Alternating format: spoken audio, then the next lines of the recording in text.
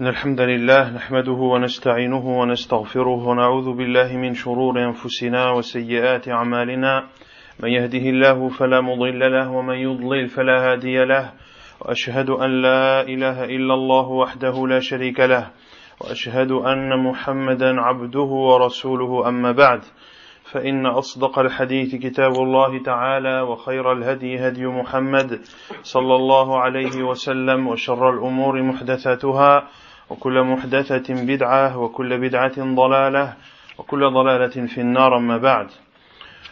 Toujours dans la traduction et les quelques commentaires du livre Al-Qawl al-Mufid fi Adillati At-Tawhid du Cheikh Muhammad ibn Abdul Wahhab al-Wasabi حفظه الله تعالى. قال المؤلف حفظه الله: تحريم الذبح لغير الله. قال الله تعالى: قل إن صلاتي ونسكي ومحياي ومماتي لله رب العالمين لا شريك له وبذلك أمرت وأنا أول المسلمين. نسكي أي ذبحي وحجي وعبادتي. وعن علي بن أبي طالب رضي الله عنه قال رسول الله صلى الله عليه وسلم: لعن الله من ذبح لغير الله. أخرجه الإمام مسلم في آخر كتاب الأضاحي. قلت: يؤخذ من هذه الأدلة أن الذبح عبادة، والعبادة لا تكون إلا لله، فمن صرفها لغير الله فقد أشرك شركا أكبر، وأن من ذبح لغير الله كجني وقبر وغير ذلك فهو يستحق اللعن والطرد من رحمة الله إلا أن يتوب إلى الله، فمن تاب الله عليه. لعن الله من ذبح لغير الله، واللعن هو الطرد من رحمة الله. Le Cheikh Hafidhahullah Ta'ala ouvre le chapitre de l'interdiction de sacrifier pour autre qu'Allah, l'interdiction d'égorger pour autre qu'Allah. Les preuves dans le Coran et la parole d'Allah subhanahu wa ta'ala dans les versets 162 et 163 de Surat Al-An'am, Surat les Bestiaux, dit: ma prière, mes sacrifices, ma vie et ma mort sont à Allah, le Seigneur des mondes. Point d'associer à lui, et c'est ce qui m'a été ordonné, et je suis le premier des musulmans.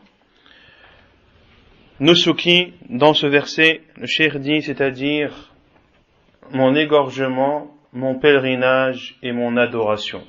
Ce terme englobe ces trois choses à la fois, et parmi ces choses, le fait d'égorger une bête pour autre qu'Allah. Et Allah subhanahu wa ta'ala a dit dans Surat Al-Kawthar: Fasalli li rabbika wanhar, et prie pour ton Seigneur et égorge, c'est-à-dire égorge également pour ton Seigneur. Fasalli li rabbika wanhar, ay wanhar li rabbik. Et dans la sunna du prophète sallallahu alayhi wa sallam, dans le hadith de Ali ibn Abi Talib radiyallahu anhu, le prophète sallallahu alayhi wa sallam a dit: Allah maudit celui qui égorge pour autre qu'Allah, rapporté par Muslim dans son Sahih.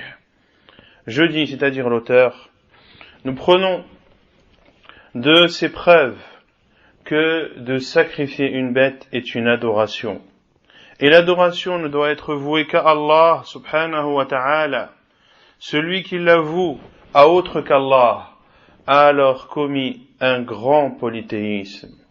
Le polythéisme qui fait sortir de l'islam, wa l'iyadhu billah. Et que celui qui égorge pour autre qu'Allah, comme égorger pour un djinn, ou pour une tombe, ou toute autre chose, alors il mérite la malédiction et l'expulsion de la miséricorde d'Allah subhanahu wa ta'ala, sauf s'il se repent à Allah azza wa jal. Celui qui se repent à Allah subhanahu wa ta'ala, est-ce qu'Allah accepte son repentir?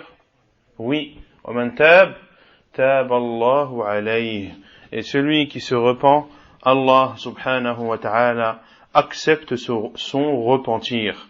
Et dans la parole du prophète sallallahu alayhi wa sallam, Allah maudit celui qui égorge pour autre qu'Allah la malédiction, c'est-à-dire l'expulsion de la miséricorde d'Allah subhanahu wa ta'ala. ثم قال المؤلف تنقسم الذبائح إلى 3 أقسام. Puis le cheikh, hafidhahullah, rentre dans les détails et titre un chapitre en disant que les sacrifices sont de 3 sortes. أولا ذبائح مشروعة وهي مثل الضحايا.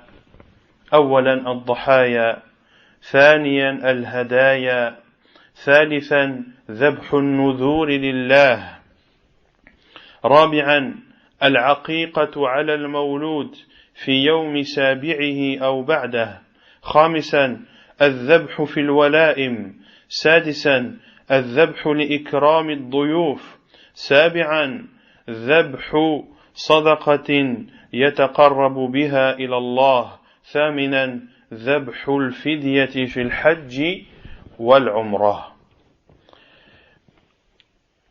Donc les sacrifices sont de 3 sortes. La première sorte, ce sont les sacrifices qui sont légiférés. Qui sont légiférés comme par exemple, premièrement, ad-dhahaya, les bêtes que l'on sacrifie. Et lorsque l'on parle de l'udhiya, ce sont les bêtes qui sont sacrifiées à quel moment? Au moment de Eid al-Adha, au moment de la fête du sacrifice qui a lieu, comme vous le savez, le 10e jour de Dhul Hijjah. Deuxièmement, al-hadaya. Al-hadaya, qui sont des bêtes égorgées par qui? Par le pèlerin. Qu'il soit mutamatti' ou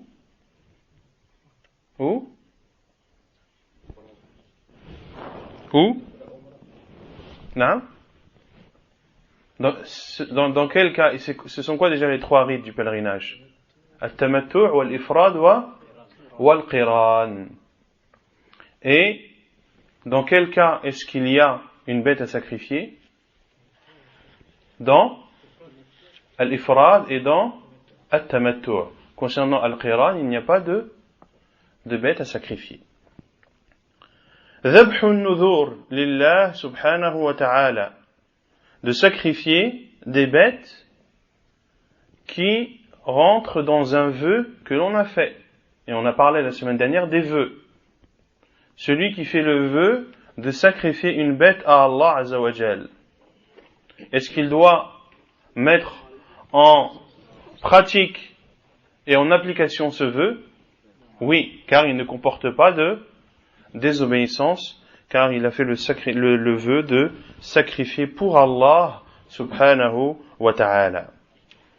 Quatrièmement, la bête qui est sacrifiée lors de la aqiqah. Le professeur Hassan a dit, pour chaque nouveau-né, il y a une aqiqah. Et qu'est-ce que l'aqiqah? C'est la bête qui est sacrifiée. Pour un garçon, on sacrifie 2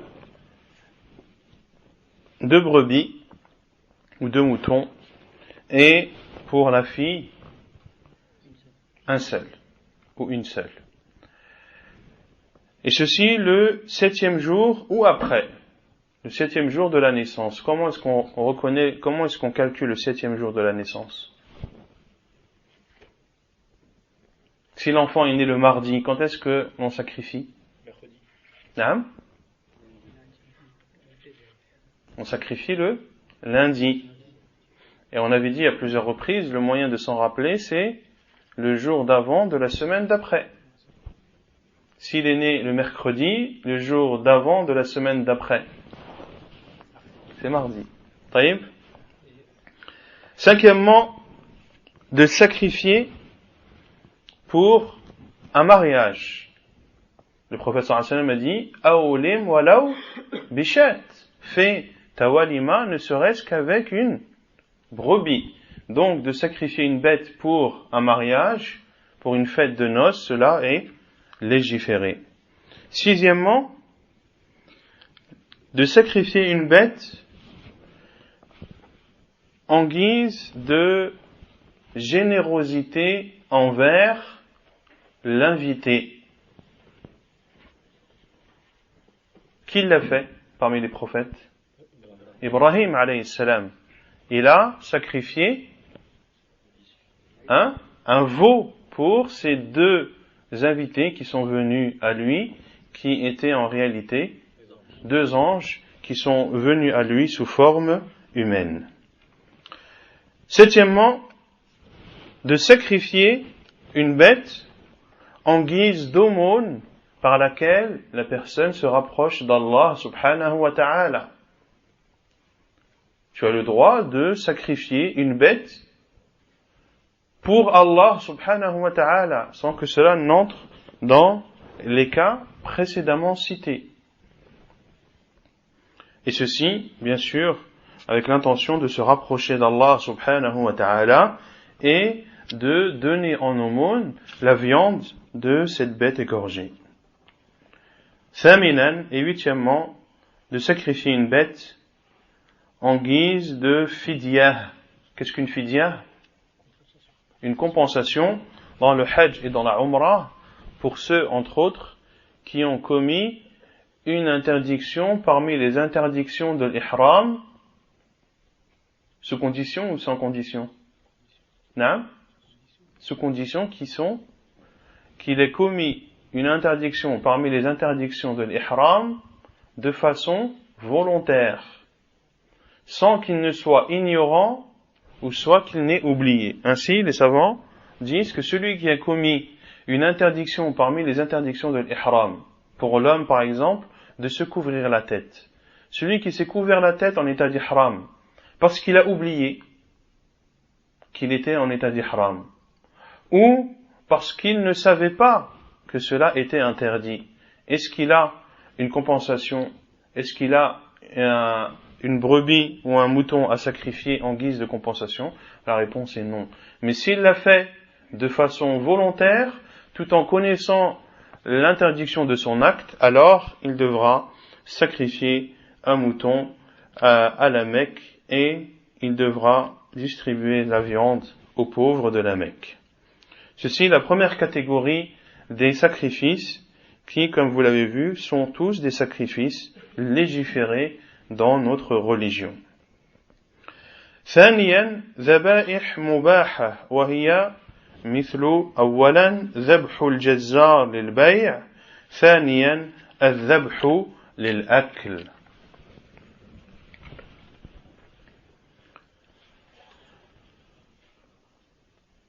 Deuxièmement, les sacrifices autorisés. Les sacrifices autorisés. Premièrement, le sacrifice d'un boucher pour vendre. Un boucher qui sacrifie une bête. Est-ce qu'il la sacrifie dans l'un des cas précédemment cités? Non. Il la sacrifie dans le but de commercer, de vendre sa viande et de gagner de l'argent. Et deuxièmement, l'égorgement autorisé également, c'est d'égorger pour manger. D'égorger une bête dans le seul but de manger la viande de celle-ci. Est-ce que cela est autorisé? La réponse est oui. ثالثا ذبائح محرمة وهي قسمان.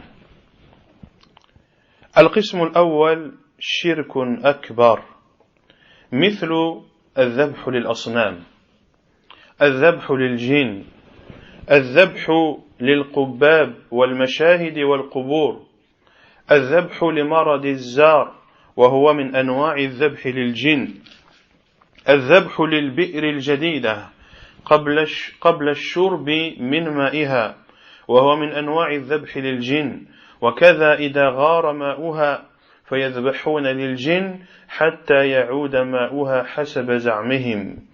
الذبح عند الانتهاء من بناء البيت الجديد قبل السكن بقصد حجاب من الجن. الذبح عند دخول العروسين البيت ومشيهما على دم الذبيحة وهو من أنواع الذبح للجن. الذبح السنوي للجبل حتى لا يسقط على البيوت المجاورة حسب زعمهم. الذبح السنوي للبحر أو النهر حتى لا يبتلع من بجواره حسب زعمهم. الذبح للمريض من أجل الجن أن يخرجوا منه إن كانوا قد دخلوا فيه أو لا يدخلون فيه إن كانوا لم يدخلوا حسب زعمهم. الذبح للجن إذا وجد كنز في مكان الكنز. والخلاصة أن الذبح لغير الله يعتبر شركا أكبر، وقد أفتت اللجنة الدائمة للإفتاء بأن الذبح لغير الله تعالى شرك أكبر. Et la troisième catégorie de sacrifices, ce sont les sacrifices interdits. Les sacrifices interdits. Et ceux-là sont de deux sortes. Premièrement, les sacrifices interdits qui font partie du grand polythéisme. Autrement dit, qui font sortir de l'islam, wal-iyadhu billah. Premièrement, de sacrifier pour une statue ou pour une idole. Deuxièmement, de sacrifier pour un djinn. Troisièmement, de sacrifier pour une coupole ou une tombe ou autre. Quatrièmement, de sacrifier pour guérir de la maladie appelée Az-Zar, qui est une maladie qui comporte ou qui ressemble à celui qui est possédé par un djinn. Pour cela que le cheikh dit وَهُوَ مِنْ أَنْوَاعِ الذَّبْحِ لِلْجِنِّ, et de sacrifier pour cette maladie revient ou fait partie des sacrifices qui sont faits pour les djinns. Cinquièmement, de sacrifier pour un nouveau puits avant d'avoir bu de son eau. Et ceci fait partie des sacrifices qui sont faits également pour les djinns. Comme s'ils sacrifiaient pour le djinn afin qu'ils ne boivent pas et qu'ils n'assèchent pas l'eau de ce puits. Ou également de sacrifier une bête pour un djinn dans le but que le puits qui s'est asséché, eh bien que son eau puisse revenir. Selon bien sûr, et ceci ne sont que des prétentions de leur part. Sixièmement, de sacrifier une bête lorsque l'on construit une nouvelle maison avant d'y habiter avec l'intention d'être préservé des djinns.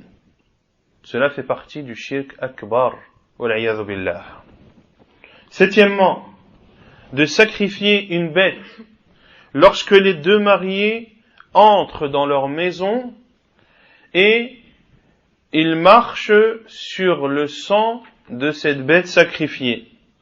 Et ceci est considéré comme un sacrifice pour le djinn, car ceux qui font cela le font dans le but d'être préservés du mal des djinns. Huitièmement, de sacrifier annuellement une bête pour qui?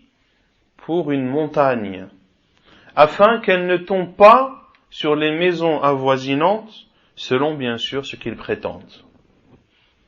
Neuvièmement, de sacrifier annuellement une bête pour l'océan ou la mer ou les rivières, afin qu'elles n'engloutissent pas ce qui est alors ce qui est à proximité d'eux, selon bien sûr leurs prétentions.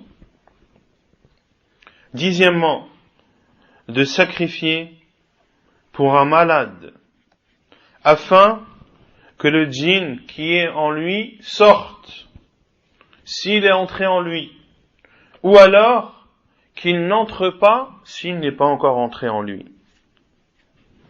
Onzièmement, de sacrifier pour un djinn, lorsque l'on trouve un trésor dans le lieu de la découverte.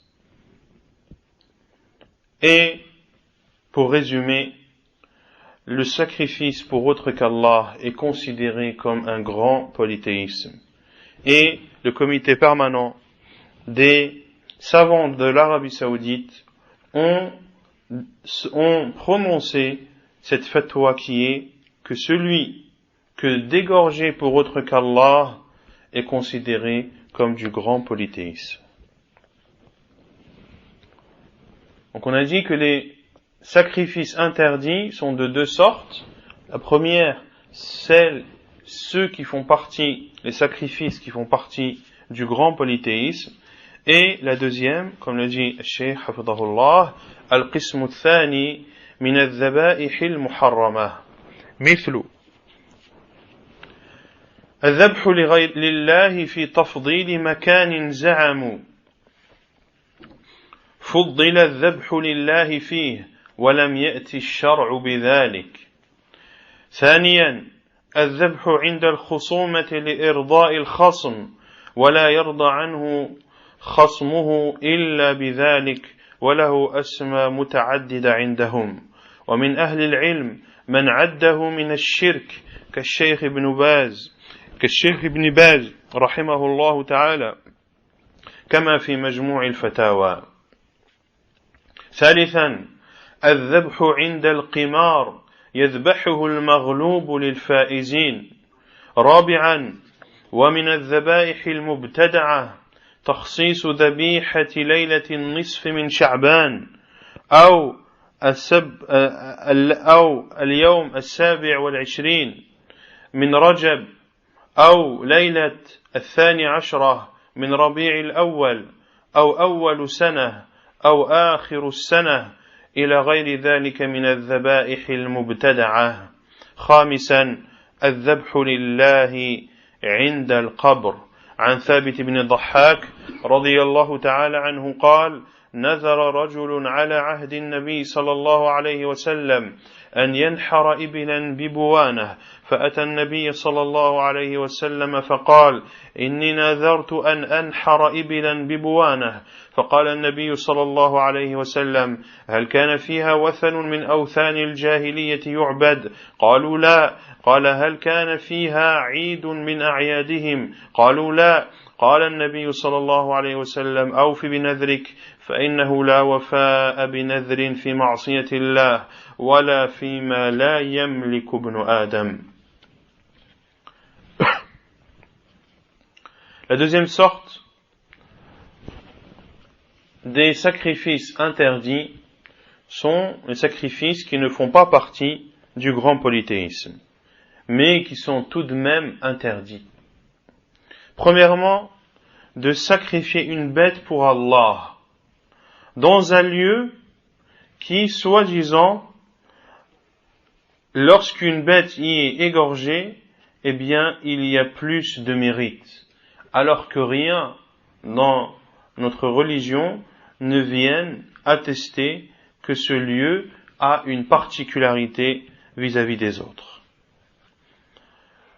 Deuxièmement, de sacrifier une bête lors d'un désaccord pour satisfaire les protagonistes ou ceux qui sont en désaccord avec toi, et eux ne seront satisfaits ou ne pourront mettre un terme à cette discorde qu'en leur sacrifiant une bête, Et ce geste a plusieurs noms, et ceci en fonction des pays et des régions. Donc lorsque deux personnes sont en conflit, de sacrifier pour que celui avec qui tu es en conflit soit satisfait, cela fait partie des sacrifices interdits, et parmi les savants, certains l'ont considéré comme du shirk, wal'iyadhu billah, comme le Cheikh Ibn Baz, rahimahullah ta'ala. Troisièmement, de sacrifier une bête lors de jeux de hasard, que celui qui est vaincu sacrifie une bête pour les vainqueurs. Pour les vainqueurs. Ceci dans les jeux de hasard ou dans les paris. Quatrièmement, parmi les sacrifices innovés, le fait de préciser et de sacrifier une bête pendant des jours bien définis qui ne sont rapportés ni dans le livre d'Allah ni dans la sunna du prophète sallallahu alayhi wa ala alihi wa sallam, qui sont ceux qui sacrifient une bête lors de la nuit, lors de la 15e nuit du mois de Sha'ban, ou lors du 25e jour de Rajab, ou la 12e nuit du mois de Rabi' al-Awwal, ou bien de sacrifier une bête au début de l'année, ou à la fin de l'année, et toute autre date qui, lorsque le musulman y sacrifie une bête, cela fait partie ou est considéré comme des sacrifices innovés. Et qui dit innover, dit interdit. Car toute innovation est égarement. Kullu bid'atin dalalah, comme l'a dit le prophète sallallahu alayhi wa ala alihi wa sallam. Et cinquièmement, de sacrifier pour Allah auprès d'une tombe. De sacrifier pour Allah auprès d'une tombe. Cela est-il considéré comme du shirk? Non. Cela est-il interdit? Oui. Cela est-il un moyen qui pourrait amener au shirk? La réponse est oui.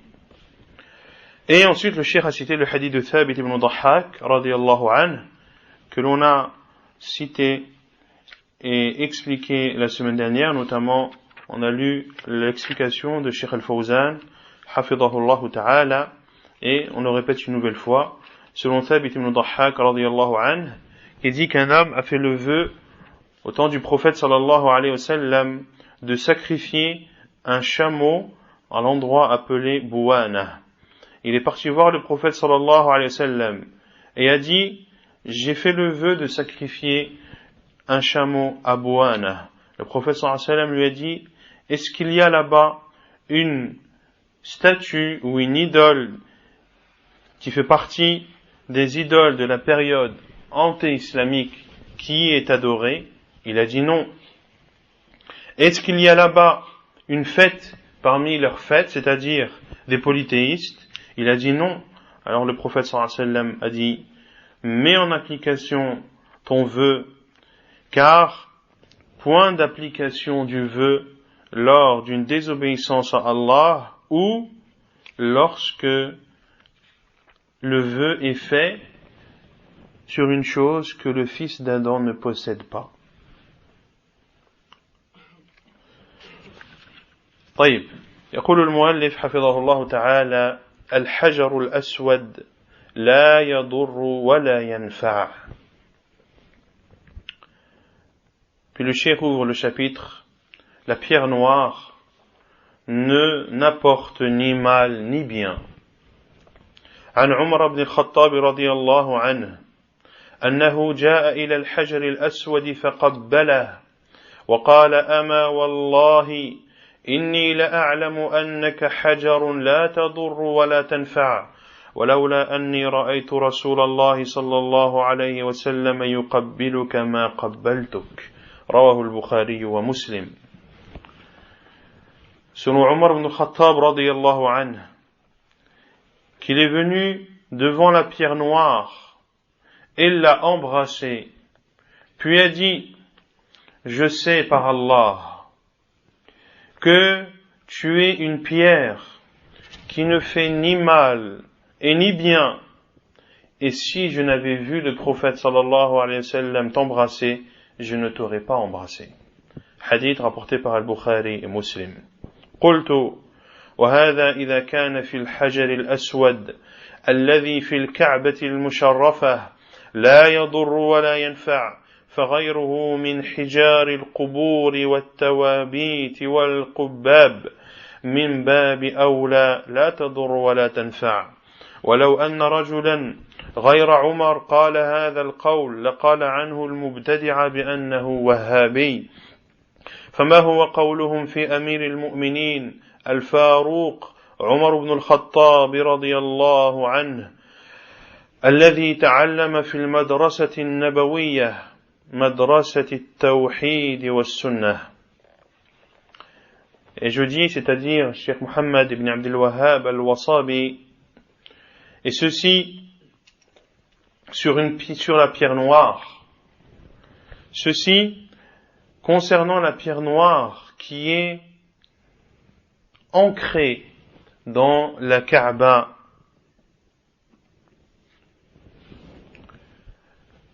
Cette pierre noire qui est dans ce lieu béni, qui est la Kaaba, n'apporte ni mal ni bien. Que dire des autres pierres? Que dire des autres pierres? Les pierres présentes dans les tombes, dans les cercueils, dans les coupoles, eh bien, de surcroît, ces pierres ne peuvent en aucun cas apporter un bien ou faire un mal. Puis il dit, hafidahullah, et si un homme autre que Omar radiyallahu anhu avait dit cette parole, alors les innovateurs auraient dit de lui que c'est un wahhabi.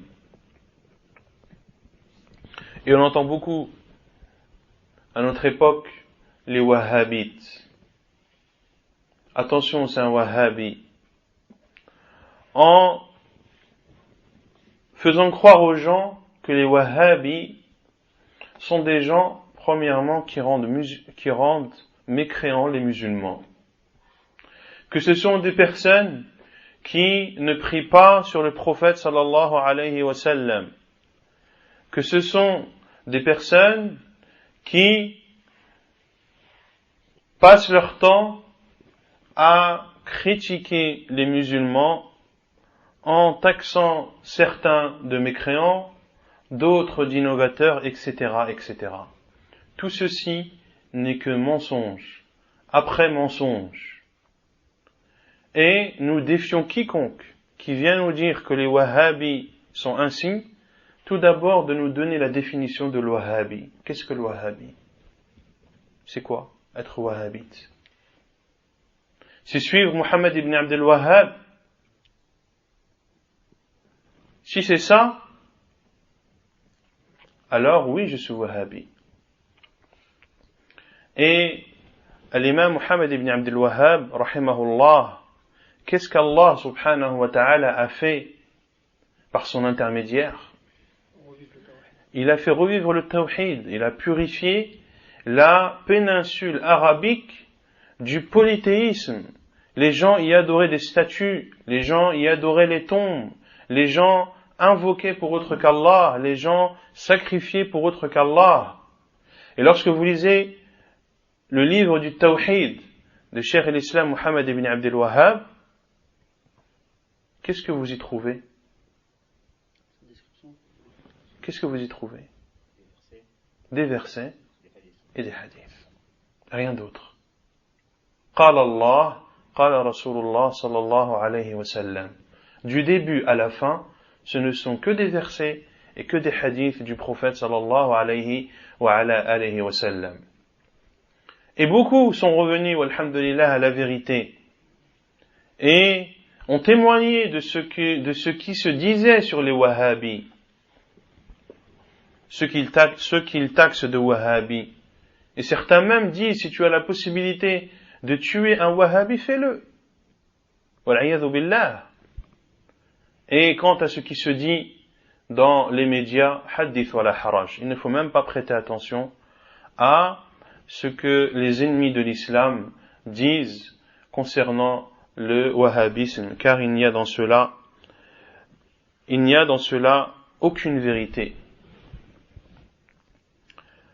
Puis le Cheikh Mohammed ibn Abdul Wahhab al-Wasabi, hafidahullah, dit, en s'adressant à ces innovateurs, quelle est alors leur parole sur le guide des croyants, Al-Farouq, Omar ibn al-Khattab, radiyallahu anhu, qui a appris de l'école prophétique, l'école du tawhid et de la sunnah, radiyallahu ta'ala anhu. ثم قال المؤلف رحمه الله: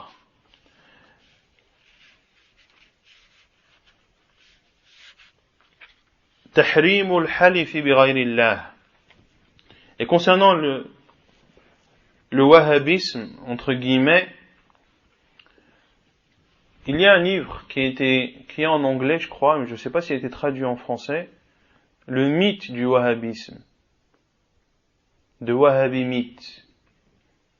Vous n'en avez pas entendu parler? À kulli hal. Si certains d'entre vous peuvent faire une recherche pour savoir si ce livre est traduit en langue française, ce serait Inch'Allah Ta'ala une bonne chose. قال المؤلف: تحريم الحلف بغير الله. أولا عن عبد الله بن عمر بن الخطاب رضي الله عنهما أن رسول الله صلى الله عليه وسلم أدرك عمر بن الخطاب وهو يسير في ركب وعمر يحلف بأبيه فناداهم رسول الله صلى الله عليه وسلم: ألا إن الله عز وجل ينهاكم أن تحلفوا بآبائكم فمن كان حالفا فليحلف بالله أو ليصمت أخرجه البخاري ومسلم. L'interdiction de jurer par autre qu'Allah. Selon Abdullah ibn Umar ibn al-Khattab radiyallahu anhuma, que le prophète sallallahu alayhi wa sallam est passé à proximité de Umar ibn al-Khattab alors qu'il était en voyage parmi des rukab, qui sont ceux qui montent sur les chameaux. Et Umar radiyallahu anhu a juré par son père.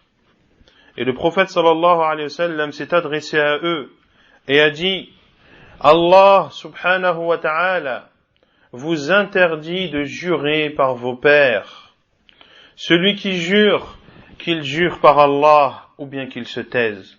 Rawahu al-Bukhari wa Muslim. Et les Arabes, avant la période anté-islamique, juraient par leur père car ils donnaient beaucoup d'importance à ceci. Et bien sûr, les pères, cela englobe les pères et tous ceux qui ont le jugement du père, comme les grands-pères, et etc. وعنه أيضا رضي الله عنه قال قال رسول الله صلى الله عليه وسلم من كان حالفا فلا يحلف إلا بالله. Et selon Omar al-Khattab et selon Abdullah ibn Umar également, il dit que le prophète sallallahu alayhi wa sallam a dit: celui qui jure, qu'il ne jure que par Allah. وعن أبي هريرة رضي الله عنه قال قال رسول الله صلى الله عليه وسلم من حلف منكم فقال في حلفه باللات والعزى فليقل لا إله إلا الله ومن قال لصاحبه تعال أقامرك فليتصدق بشيء رواه البخاري ومسلم. Et selon Abu Huraira radiyallahu anhu, le prophète sallallahu alayhi wa sallam a dit: celui d'entre vous qui jure et qui dit dans son juron par Allah wal Uzza qu'il dise la ilaha illallah, qu'il dise la ilaha illallah en guise d'expiation à ce juron interdit qu'il a dit. Et celui qui dit à son compagnon viens que l'on parie alors qu'il donne en aumône quelque chose. Car le pari fait partie du maysir. Et quel est le maysir? Ce sont les jeux de hasard. Ce sont les jeux de hasard. Et les savants ont autorisé le pari dans 3 cas. Le pari dans les courses de chevaux, ce ne sont pas des courses de chevaux que vous connaissez. C'est pas le tiercé. On parle pas du tiercé là. On parle de personnes qui, les deux sont des cavaliers, et ils font le pari, le premier qui arrive à tel endroit, alors il devra donner, par exemple, 100 € à l'autre. Est-ce que cela est autorisé? Oui, car ce sont deux cavaliers. Pareil pour les courses de chameaux. Pareil pour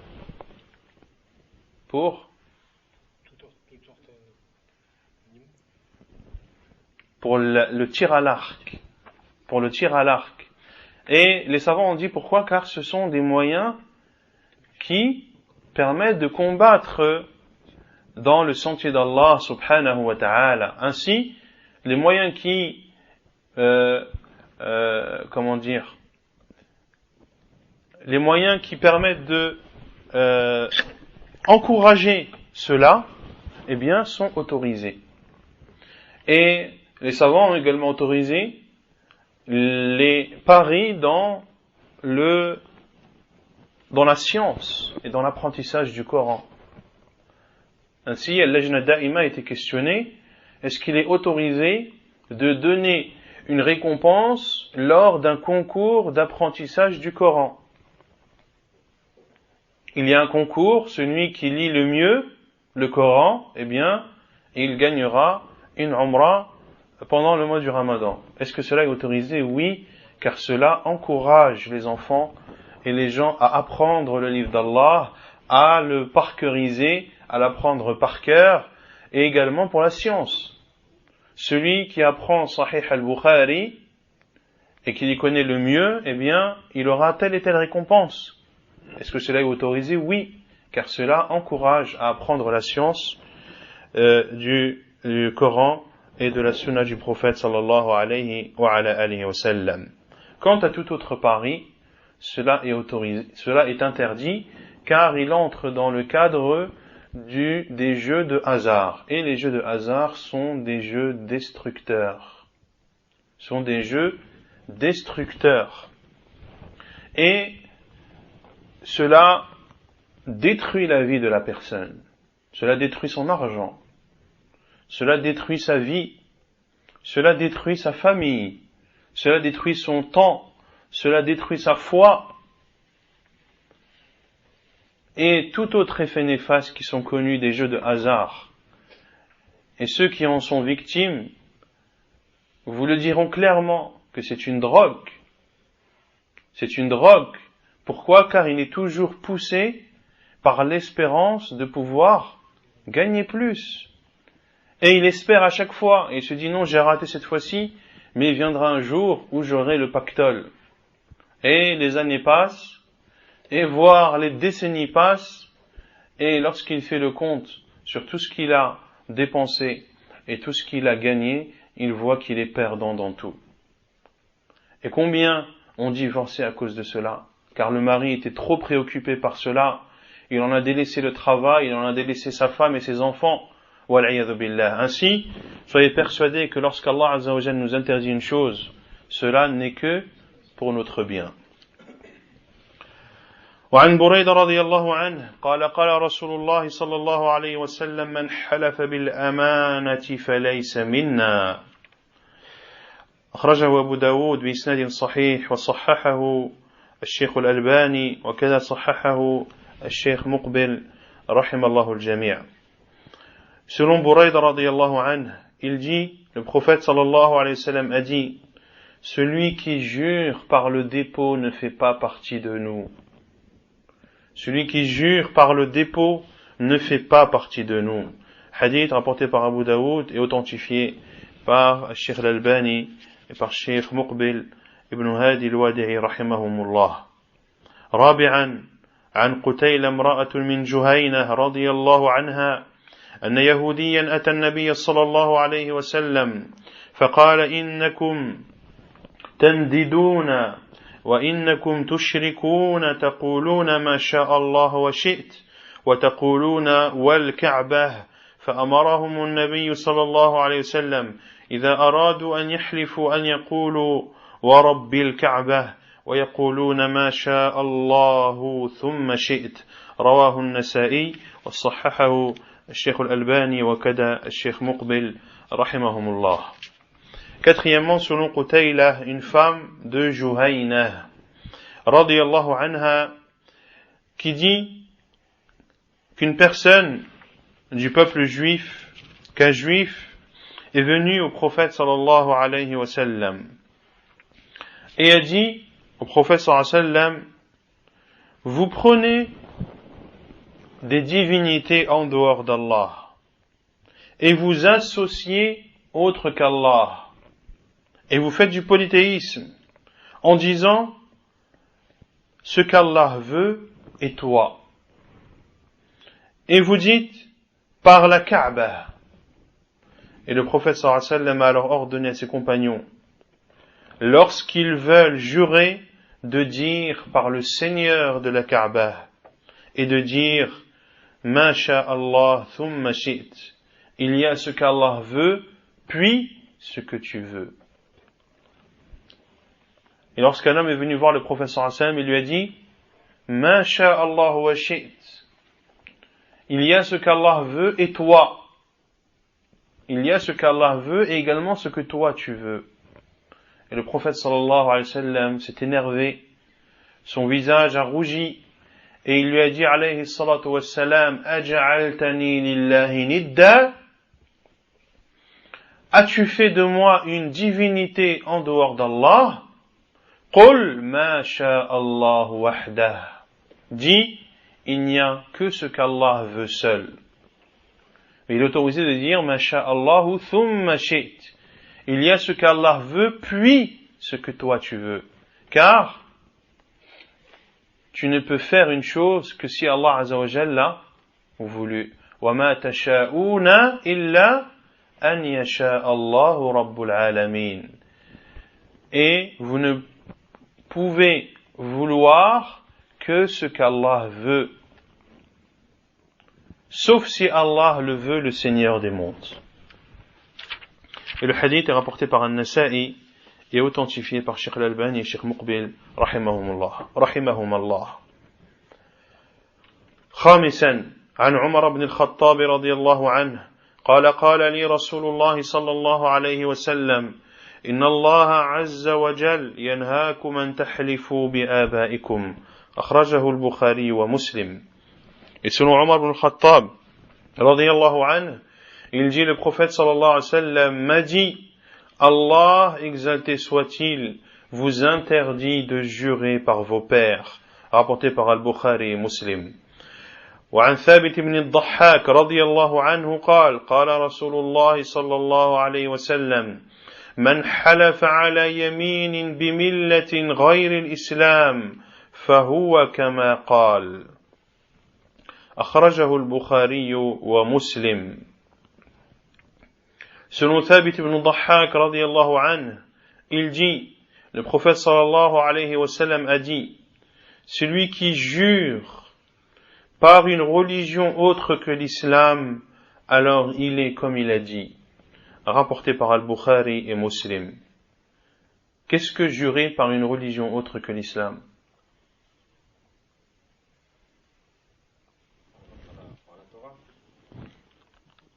Non.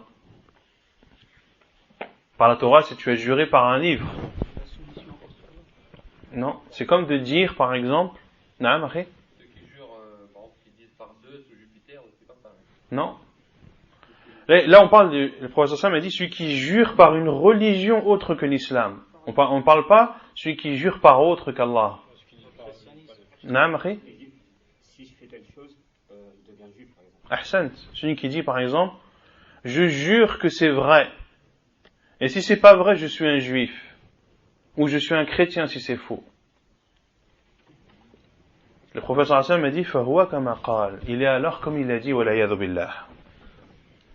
Septièmement, عن بريدة رضي الله عنه قال رسول الله صلى الله عليه وسلم من حلف فقال إني بريء من الإسلام فإن كان كاذبا فهو كما قال وإن كان صادقا فلن يرجع إلى الإسلام سالما رواه أبو داود وأحمد والنسائي وابن ماجه وصححه الشيخ الألباني وكذا الشيخ مقبل رحمهم الله. Selon Bouraïda radiyallahu anhu, il dit, le prophète sallallahu alayhi wa sallam a dit, celui qui jure et qui dit, je me désavoue de l'islam, le prophète sallallahu alayhi wa sallam a dit, s'il est menteur, alors il est comme il a dit. C'est-à-dire qu'il est désavoué de l'islam, wal-'iyadhu billah. Et s'il est véridique dans son juron, alors il ne retournera pas en islam saint. Ça veut dire quoi? Non, ça veut dire qu'il aura commis un grand péché et qu'il est musulman, oui, mais il est un musulman avec un grand manque. ثامنا عن عبد الرحمن بن سمرة رضي الله عنه قال قال رسول الله صلى الله عليه وسلم لا تحلفوا بالطواغي ولا بآبائكم رواه مسلم. Selon Abdurrahman ibn Samura radiyallahu anhu, il dit, le prophète sallallahu alayhi wa sallam a dit, ne jurez pas par des divinités, par des idoles, par ce qui est adoré par autre qu'Allah dans le faux, et ne jurez pas par vos pères. تاسعا عن أبي هريرة رضي الله عنه قال قال رسول الله صلى الله عليه وسلم لا تحلفوا بآبائكم ولا بأمهاتكم ولا بالأنداد ولا تحلفوا إلا بالله ولا تحلفوا إلا وأنتم صادقون. حديث صحيح رواه أبو داود والنسائي وابن حبان والبيهقي وصححه الشيخ الألباني رحمه الله وكذا الشيخ مقبل رحمه الله. Neuvièmement, selon Abu Huraira radiyallahu anhu, il dit, le prophète sallallahu alayhi wa sallam a dit, ne jurez pas par vos pères, ni par vos mères, ni par les divinités en dehors d'Allah, ne jurez que par Allah, et ne jurez que lorsque vous êtes véridique. Et ne jurez que lorsque vous êtes véridique. Car c'est un grand péché de jurer en mentant. C'est un péché tellement grave qu'il n'y a même pas d'expiation à faire. Al-yamin ou al-ghamous, de jurer par Allah alors que tu sais que tu mens. Celui qui a juré par Allah tout en ne sachant pas que ce n'était pas vrai, il doit faire l'expiation du juron. Mais celui qui jure par Allah en sachant qu'il ment, les savants l'appellent al-yamin ou al-ghamous, le juron qui fait plonger où? En enfer, wal-'iyadhu billah. C'est pour ça que le prophète sallallahu alayhi wa sallam interdit et dit, et ne jurez que lorsque vous êtes véridique. Hadith authentique, apporté par Abu Daoud, Al-Nasa'i, Ibn Hibban, Al-Bayhaqi, et authentifié par Sheikh Al-Albani et Sheikh Muqbil. عاشرا عن عبد الله بن عمر رضي الله عنهما قال قال رسول الله صلى الله عليه وسلم من حلف بغير الله فقد كفر أو أشرك. رواه أبو داود والترمذي والحاكم وصححه ووافقه الذهبي وكذا الألباني والبيهقي والطيالسي وأحمد وابن حبان. وانظر الجامع الصحيح للشيخ مقبل بن هادي رحمه الله تعالى. Et selon Abdullah ibn Umar radiyallahu anhuma, il dit, le prophète sallallahu alayhi wa sallam a dit, celui qui jure par autre qu'Allah a alors mécru ou a associé à Allah. Il a alors mécru ou associé à Allah subhanahu wa ta'ala. وعن عمر بن الخطاب رضي الله عنه قال لا وأبي فقال رسول الله صلى الله عليه وسلم مه إنه من حلف بشيء من دون الله فقد أشرك. Et selon Omar al-Khattab radiyallahu anhu, il a dit non par mon père. Et le prophète sallallahu alayhi wa sallam lui a dit mah. Que signifie mah? C'est un mot qui est dit et prononcé pour réprimander quelqu'un. Et les savants disent que à la base c'était mahada. Qu'est-ce que cela? Dans le but de corriger, de réprimander la personne. Et ils ont enlevé des lettres de mahada et en ont fait un seul mot composé de 2 lettres appelé mah. Donc mah, c'est-à-dire qu'est-ce que cela? Celui qui jure par une chose autre qu'Allah a alors associé. Hadith rapporté par l'imam Ahmed dans son Musnad avec une chaîne de transmission authentique. قلت ومن هذه الأدلة النبوية الصحيحة يتبين تحريم الحلف بغير الله كالأمانة والعيش والملح والشرف والأب والجد والكعبة والنبي والأخوة والصداقة والزمالة والشرف العسكري والطلاق وغير ذلك من دون الله وأن الحلف لا يجوز أن يكون إلا بالله وحده لا شريك له.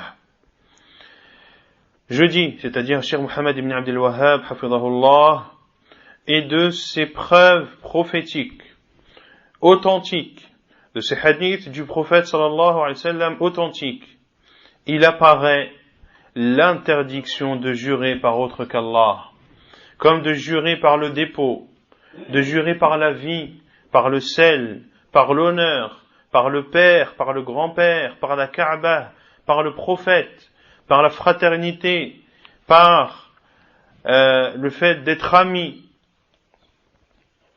par l'honneur militaire, par le divorce et toute autre chose en dehors d'Allah. Et que de jurer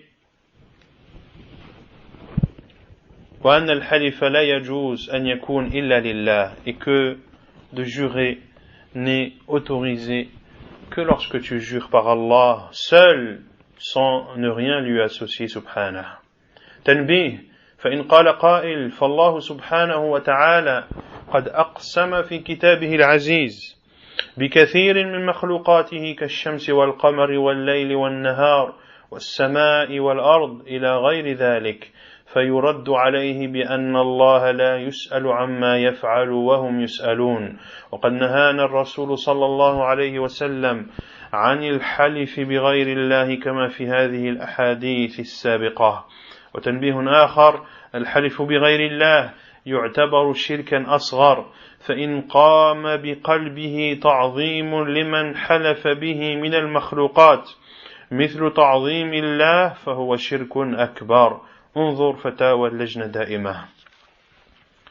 Puis le cheikh hafidhahullah fait 2 remarques. La première, il dit, si une personne vient te dire pour te reprocher le fait que tu interdises de jurer par autre qu'Allah, si une personne vient te dire qu'Allah subhanahu wa ta'ala a juré dans son noble livre par plusieurs de ses créatures, comme le soleil, comme la lune, comme la nuit, comme le jour, comme les cieux et la terre, et autres créatures, eh bien, réponds-lui qu'Allah subhanahu wa ta'ala, comme il le dit dans Surat Al-Anbiya, le verset 23, il n'est pas questionné sur ce qu'il fait, mais ce sont eux qui seront questionnés. Allah Azza wa Jal la yus'alu amma yaf'al. Allah Azza wa Jal, est-ce qu'il sera questionné sur ce qu'il fait? Non, subhanahu wa ta'ala. Mais ce sont les gens qui seront questionnés sur leurs faits et gestes. Ceci premièrement. Et deuxièmement, le prophète sallallahu alayhi wa sallam nous a interdit de jurer par autre qu'Allah dans tous les hadiths que l'on a cités précédemment. Et la deuxième remarque qui est que de jurer par autre qu'Allah subhanahu wa ta'ala est considéré comme du petit polythéisme, qui ne fait pas sortir de l'islam. Par contre, si une personne jure par autre qu'Allah, en donnant de l'importance à cette chose, en immensifiant cette chose comme il donne de l'importance et comme il immensifie Allah, alors dans ce cas, cela est considéré comme du grand polythéisme et le cheikh appelle à se référer à la fatwa de al-Lajna Da'ima du comité permanent des savants de l'Arabie Saoudite, notamment dans le tome 1, la page 224.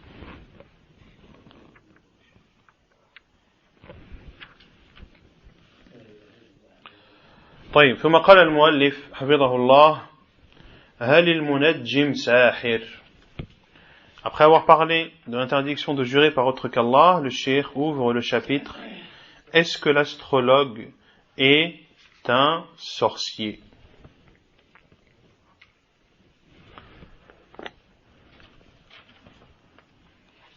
Qu'est-ce que l'astrologie?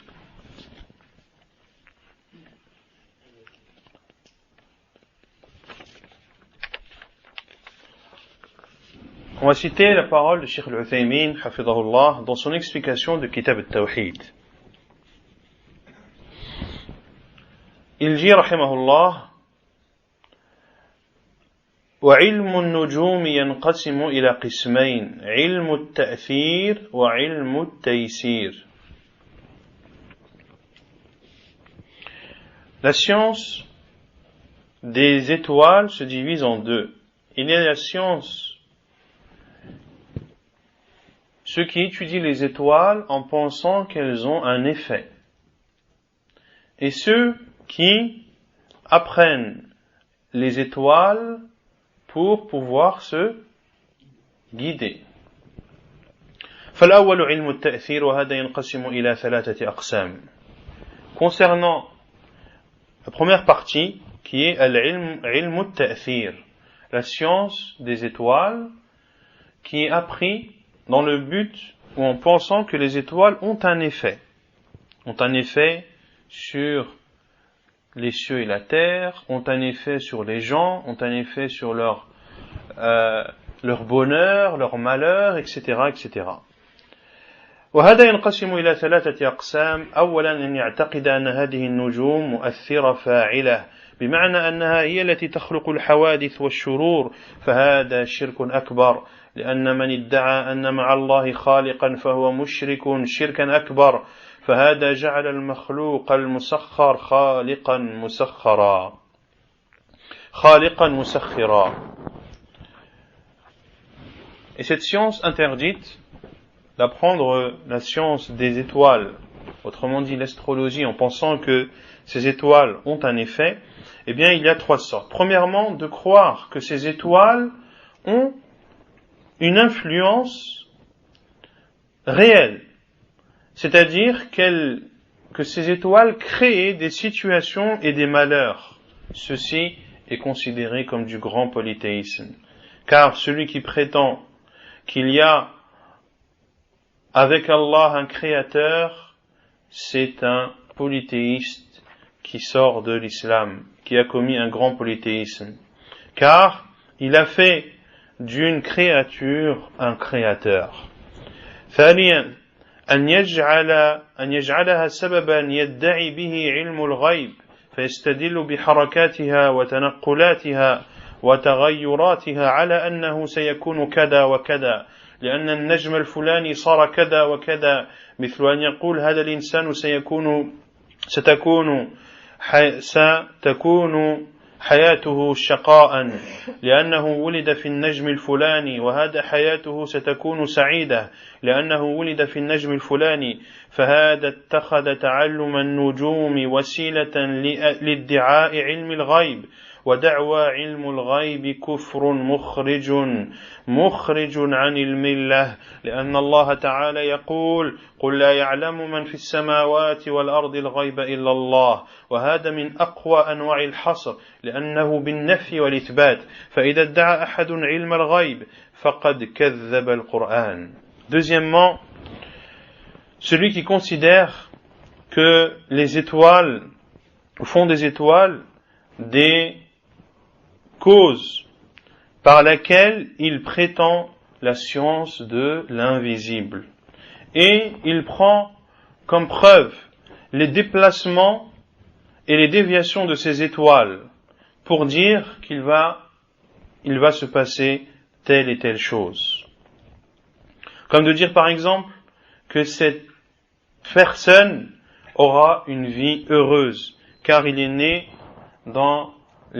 pendant la période de l'étoile un tel. Autrement dit, les signes astrologiques.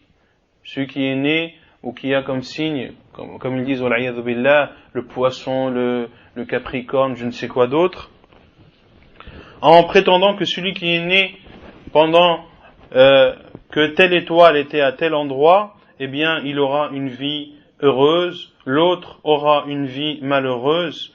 Il prend la science des étoiles comme un moyen pour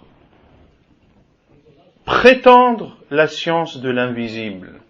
Et prétendre la science de l'invisible, c'est de la mécréance qui fait sortir de l'islam, wal'iyadhu billah. Pourquoi? Car Allah subhanahu wa ta'ala a dit, ne connaît dans les cieux et dans la terre l'invisible qu'Allah subhanahu wa ta'ala. Et Cheikh al-Uthaymin dit que cela est, dans ce verset, il y a l'expression du fait que la science de l'invisible n'est restreinte qu'à Allah Azza wa Jal. Car ici Allah Azza wa Jal a nié et a attesté. Dit, ne connaît dans les cieux et dans la terre. C'est-à-dire, ne connaît pas, que ce soit dans les cieux ou dans la terre, la science de l'invisible qu'Allah subhanahu wa ta'ala. Il a donc nié la science de l'invisible à toute personne, à toute chose présente dans les cieux et dans la terre, et Allah Azza wa Jalla l'a attesté à qui? À lui-même subhanahu wa ta'ala. Ainsi, celui qui prétend la science de l'invisible a alors considéré le Coran comme mensonge. Wal'iyadhu billah.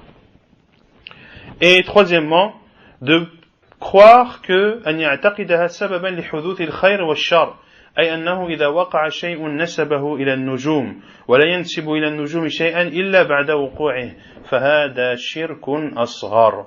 Et troisièmement, de penser que les étoiles sont la cause du fait qu'il y a eu un mal ou un bien.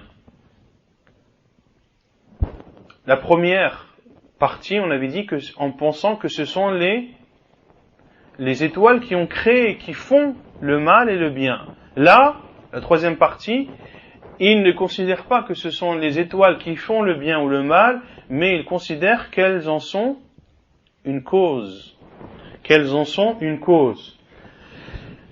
Et lorsqu'une chose arrive, alors il dit que cette chose est arrivée à cause de telle et telle étoile. Et ceci, comme le dit Cheikh al-Uthaymin, fait partie du shirk asghar. Cela fait partie du petit polythéisme. Et on continuera, Inch'Allah, le chapitre de l'astrologue est-il un sorcier la semaine prochaine, bi'idhnillahi ta'ala. Wa sallallahu wa sallam wa baraka ala nabina Muhammad wa ala alihi wa sahbihi ajma'in.